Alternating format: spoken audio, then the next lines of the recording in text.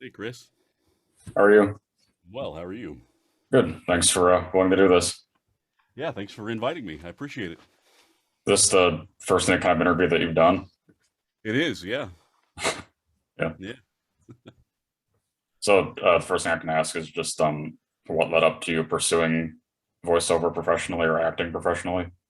Sure. So, I went out of high school on a music scholarship and really I enjoyed musical theater, but life comes along, things changed, and I had a family and just kind of went in a different direction. But I worked my way through college in broadcast radio.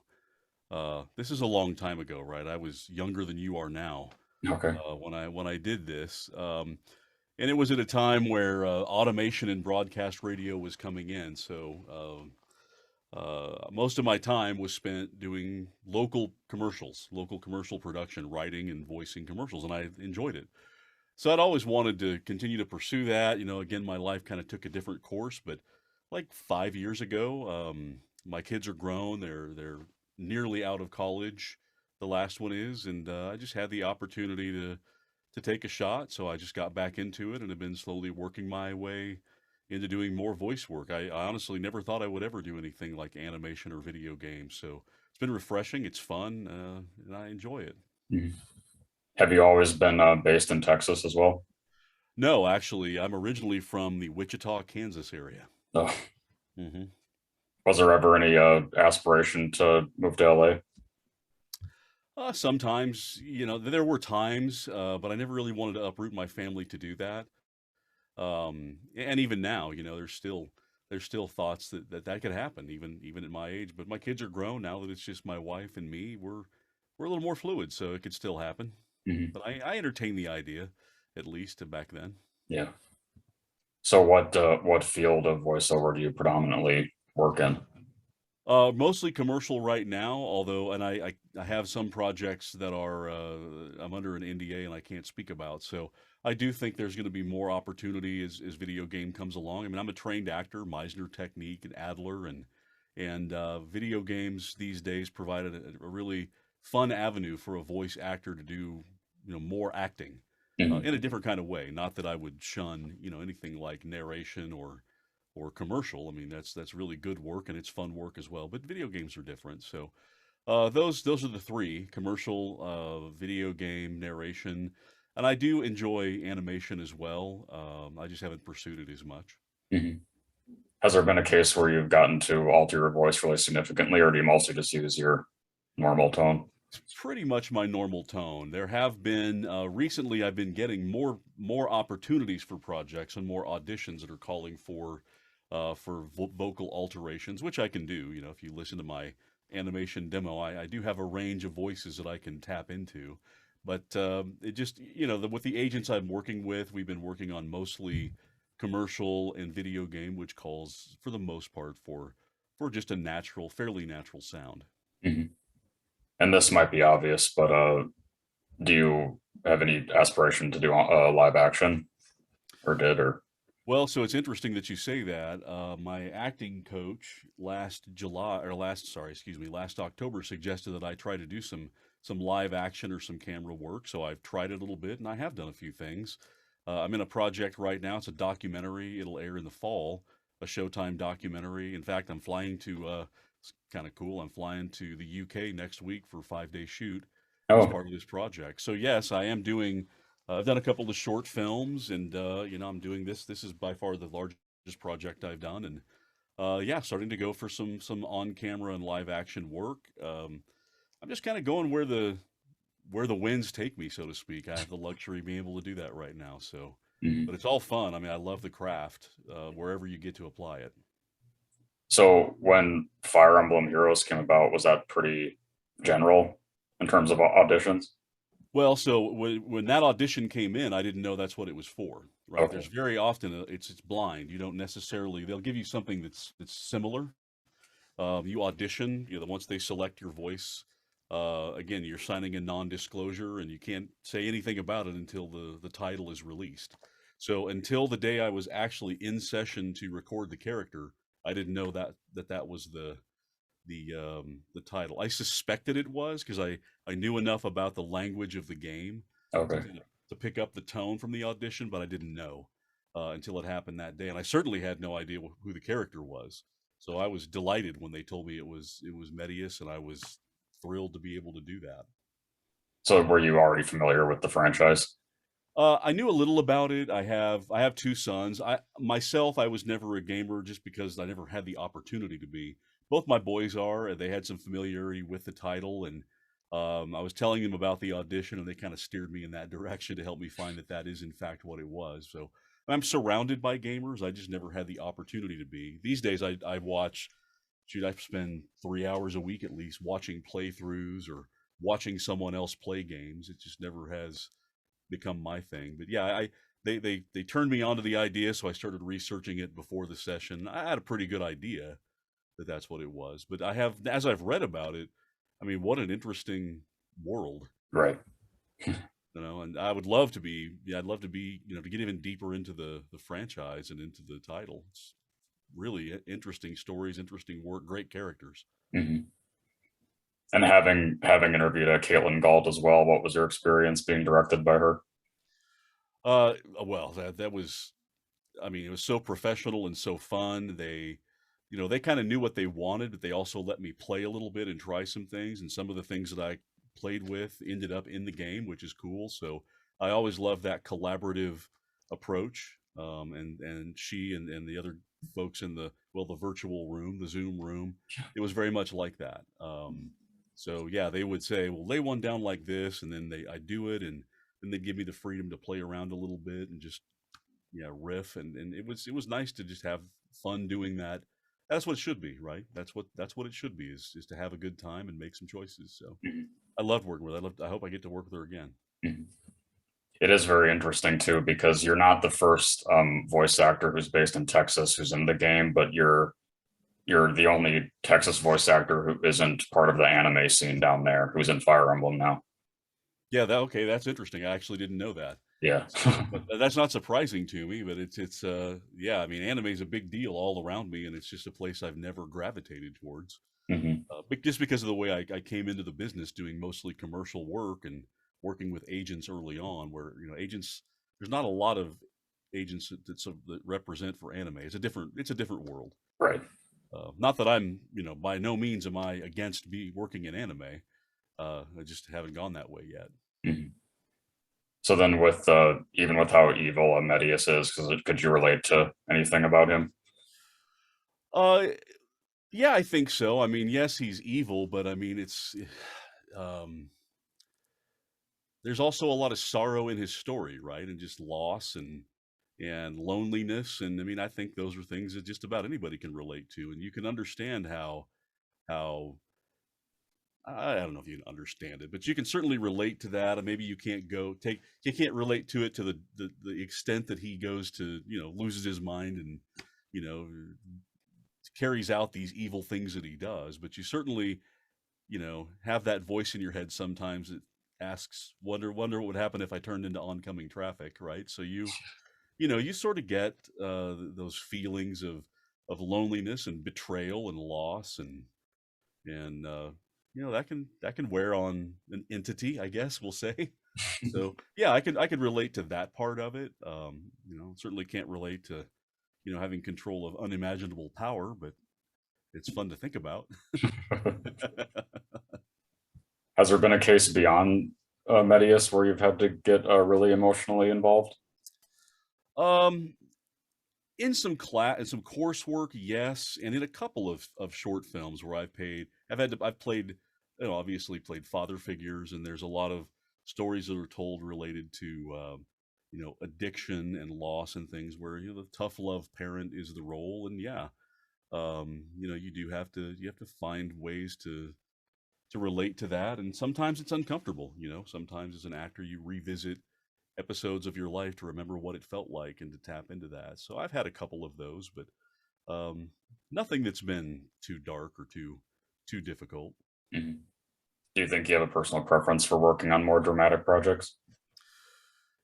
I think I did. I think I found it easier early on. I've actually started working. I did, five, not 5 months, but like a year almost, I guess, 5 sections of improv at Second City, and started working on comedy, finding that I like it. Kind of deadpan comedy is fun to do. Hmm. So I've come to enjoy both comedy and drama, and I keep exploring the possibilities, and you want to stretch yourself. You want to know how far you can push yourself, Hmm. uh, and also not lie to yourself, and try to take on things that are just not realistic. I mean, I had to shut down people sending me all these things for, I'm not probably going to be the voice, I'm not the millennial voice. Hmm. So I don't do some of those projects, but and I don't do anything political, those kinds of things. But yeah, I mean, other than that, you want to push yourself as an actor and see what you can do. Hmm. And vocally speaking, it does seem like Medeus is pretty close to your natural voice.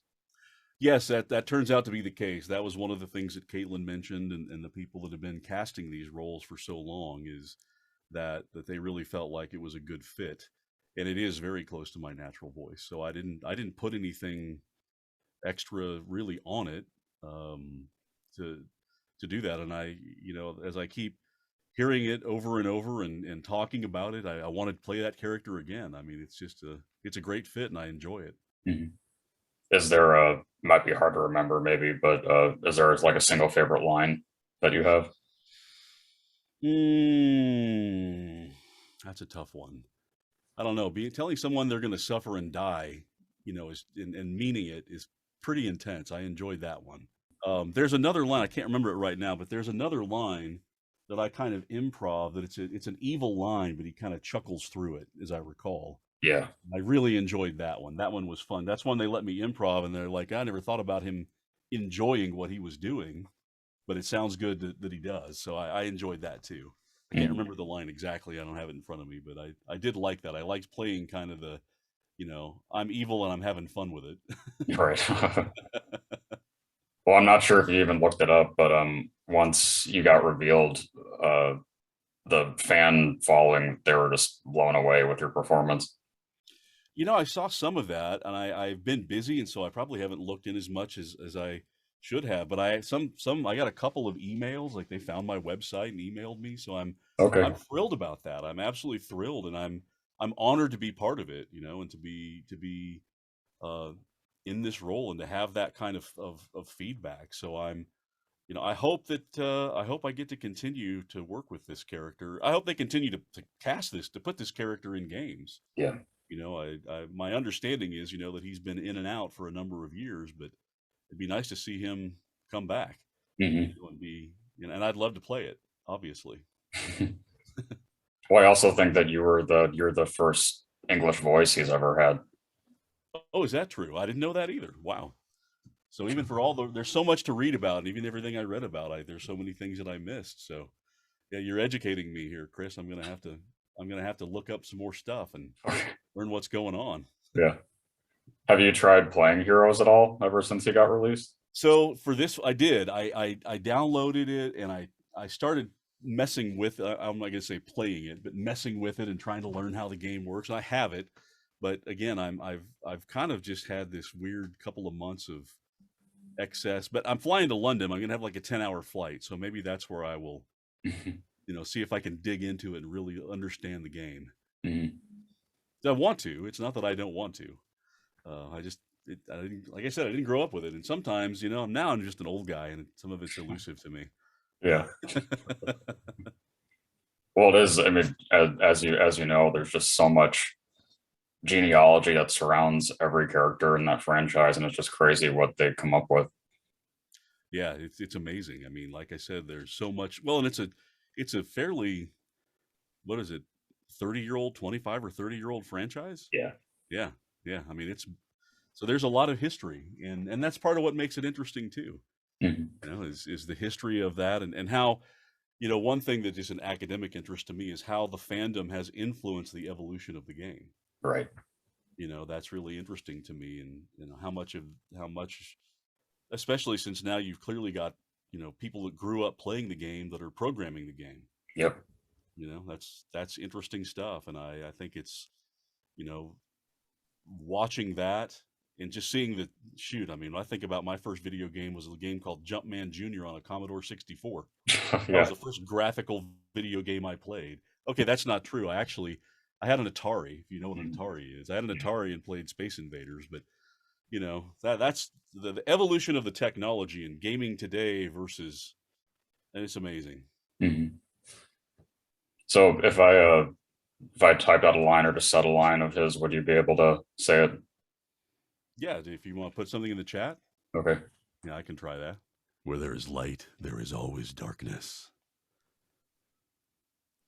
Or you could do it with a little, you could also do it with a little more energy. Where there is light, there is always darkness.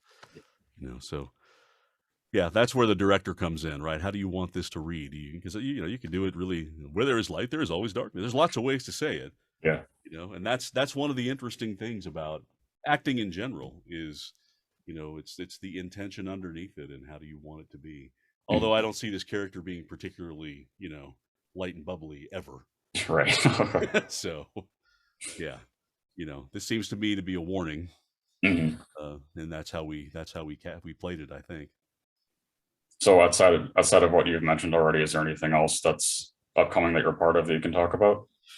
Oh, let's see. Uh, I don't think so. I just had a short film that I'm in released. It's on my IMDb page called Small Hours of the Night. It's pretty neat. I just play a worried father in that one. I did a voice for a short film called Imposter, which is like that played like the evil demon in your head that's constantly telling you can't do things. That's out there somewhere. But I don't have anything. I don't have anything new and upcoming. When I was cast for this documentary role, the shoot window in the UK was so long, um, that I had to block so much time that I turned away from some things because I didn't think I'd be able to meet that commitment. So Mhm. now, I'm a little bit maybe behind on where I'd like to be. Um, there's some projects I would like to have done, but no, I mean, look, the job is just audition, audition, audition, and it's you'll have this compressed time where you get a bunch of projects, and then you'll go a couple of months and maybe not hear a thing. So at the moment, I got a ton of auditions out there. I've got this one project to finish up, but nothing right around the corner that I know about Mhm. yet. But that could change on a dime. Mhm. That's how the business works. And then before my final question, is there anything that you want to say to the Fire Emblem fans?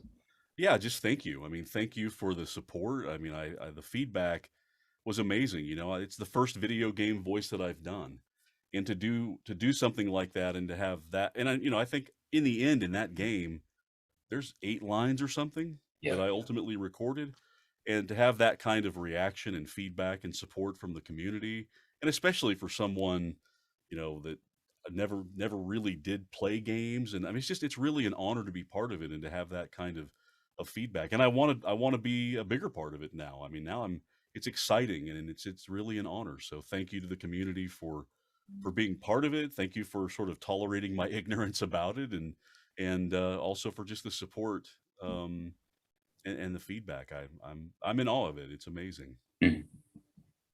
Well, my final question then is always asking, what do you want your legacy to be? Oh gosh, what a great question. You know, there's so many ways to answer this. I mean, I'm going to take this to mean, in general, um, I want people to feel better around me. I want people to feel important and dignified and valued because they are, and I do feel that way. And the world's such a big place, and you get so many opportunities to be around people, and you can have a bad day, right, and say something, and you have no idea how it's going to affect somebody, good or bad. So I make so many mistakes, but I try not to, and I try to just um, try to set a good example. I mean, I want my legacy to be, when people hear my name, I want them to think, oh, I enjoyed what little bit of time I spent with him. I liked his work. I liked talking to him. I liked visiting with him. Um, I liked, I just liked the time I spent. It made me feel good about myself, Mhm. right? To be around him. That's, I don't know if that's kind of a deep answer, I guess, but that's sort of the way I think of it. I'm not looking to, I can't change the world, um, any other way, but just in my little sphere of influence. So. Mhm. Well, thank you. I'm glad that we got to do this. Yeah, me too. I really appreciate it, and I was surprised that you reached out. But man, now that you're telling me more about it, and I'm thinking about the significance of this community, I mean, it's a pretty formidable group of people. Yeah, It's totally. I really mean, so. you're my you're my 227th interview overall, and my 85th Fire Emblem cast member interview. Fantastic. Yeah, and that's that you even touch on that. I mean, to have my name next to so many other super talented, amazing voice actors, and I mean, what a franchise to break into the video game scene on. So Mhm. I'm lucky. I got to thank my agent for that, and thank the casting director, just everybody that in the chain who gave me the opportunity. And I'm glad the fans feel that I've done the character and the project and the title the service that it deserves. Mhm. I'll be sure to send this to you once I have it up. Fantastic. Thank you. Yeah. Bye.